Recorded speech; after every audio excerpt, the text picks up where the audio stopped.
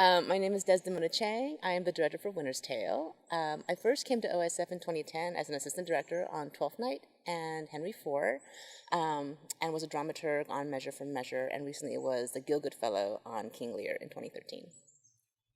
I think when you ask anyone why they love The Winter's Tale or what is it about The Winter's Tale, I think there's something about the play that feels very large and very magical. The play is about a restoration. Some people call it a kind of resurrection or an awakening or recovery. And there's something healing about the play that I think most folks gravitate to.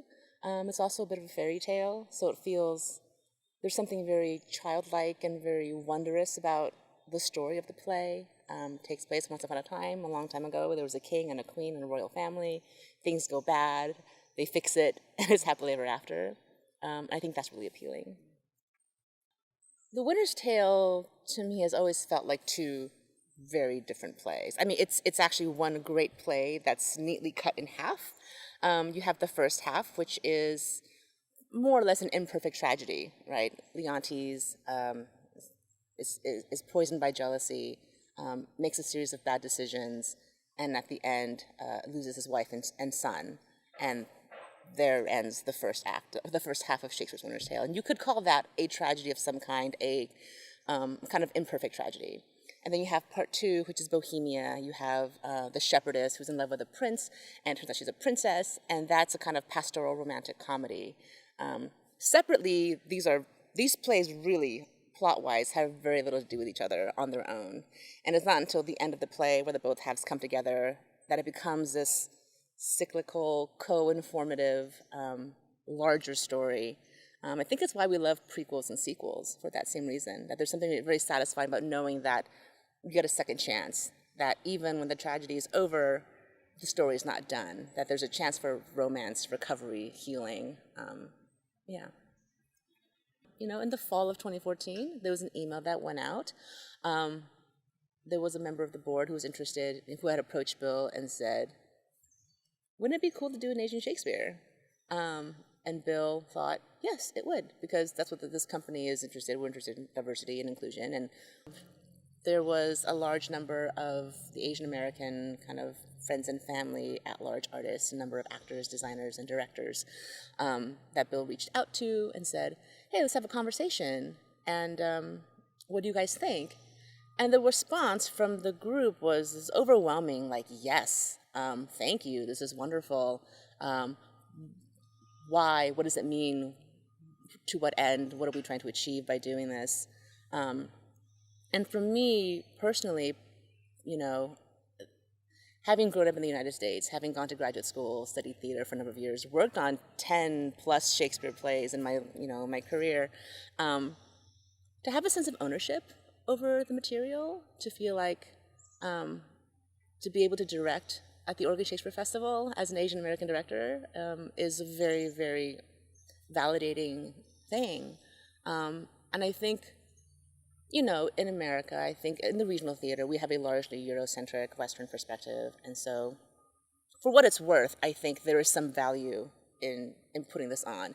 And and you know, you can argue that, oh, we're tokenizing or kind of ghettoizing, and maybe that's like the other side of it. And there's no perfect solution. There's no one thing that you can do to solve the diversity issue, right? To like solve that problem. But I think this production for me is a sign of solidarity, is a sign of support. And so then knowing that that was something that, you know, the artists were excited about, then the next conversation was, well, what the play was going to be. And, you know, Bill had said, yes, we're doing Hamlet, yes, we're doing Timon. What about Timon? And we all kind of went, that's February of all plays. Let's not do that. And then someone suggested The Winter's Tale, and everyone sort of lit up at that idea. And I don't know, you know, it took me a while to understand why. And there's a part of me that's still quite perplexed at why The Winter's Tale was so like, oh, what a wonderful idea. And is it because it's a fairy tale?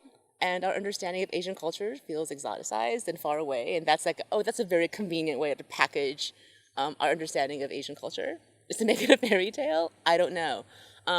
I mean, to me, that's not entirely untrue.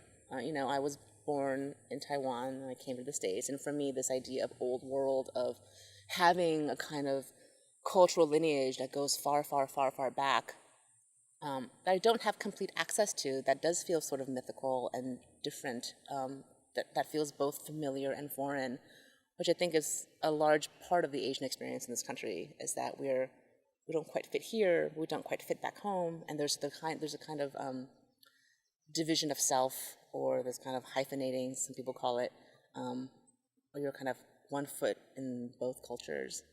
Anyway, I guess all that is to say that The Winter's Tale for some reason felt intuitively like a nice fit, and I'm still trying to parse out why, like intellectually, that makes sense. But whenever people say, when they hear, oh, you're doing A Winter's Tale with through an Asian lens, something about that is activating for people. So that's encouraging. In The Winter's Tale, you have the polarization of opposites, right? You have your Cecilia half, you have Bohemia half. And in that Cecilia half, you have winter, you have a very great chain of being, that hierarchy of class. You have gods and kings and a court. It is a parental generation. It is a cold, sort of elegant, graceful, I don't know, like upper class, I guess, for lack of a better expression, world. And then when you get to Bohemia, you have a world that's spring, it's awakening, it's a kind of warm rebirth, pastoral, dirt, peasants, classless world. And for me, that I think feels more familiar. I don't think we live in a world today where gods are real, in the literal sense, but we do live in a world where farming is real in that literal sense. And if, Bohemia feels more present day than Cecilia feels like that ancient, once upon a time there was a king who had a kingdom and a wife and a son story. The main separation, I mean, aside from all the things I've talked about that's inherent in the play, what's unique about this production is that we're going to include in that polarized opposite, this idea of East and West. The idea that we're going to set Cecilia in a Han Dynasty influenced Asia, China, and that Bohemia, when the lost baby girl gets sent away to Bohemia, she arrives on the coast of America during the time of the gold rush in the mid-1850s, at the time when America was this new manifest destiny full of promise, and kind of embracing also the multicultural immigration history of this country, that even in that time, as we were expanding and growing, there were Latinos, there were Native Americans, there were, Black people working in this country, mining the lower class, sort of thing. Yeah. Really excited to have such a stellar team on the show. Richard Hay, who is, one of the treasures of the theater right now. He will be doing the scenic design for the show. Helen Huang, who did Secret Love and Peach Blossom, who's working on costumes. And Yi Zhou, who did the lighting for Much Ado, will be lighting the show. And Andre Plus, who worked on Whitesnake, and I worked with him on King Lear, will be doing sound for this show. And we'll have a lot of dancing and singing and a lot of choral stuff. The show's going to be very, very actor-centric. And I do believe that about The Winter's Tales. I think this is a play or production that is free of technology. You're not going to see video. You're not going to see cell phones. There's something very simple about the telling of the story, that it's a very company, ensemble. It's going to lean on the backs of actors, a lot of manpower, a lot of human power, singing, dancing, rambunctious, lively cast, a very big cast. I think we have 19 people in the cast. It's very, very exciting. What's appealing about the play is that it does ask the audience to make a leap of faith.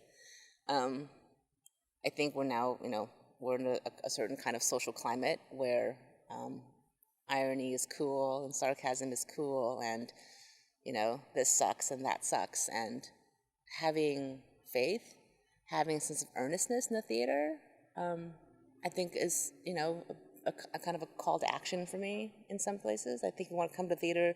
The theater's a place for discourse and conversation and faith. We have to do that with full transparency and earnestness and honesty.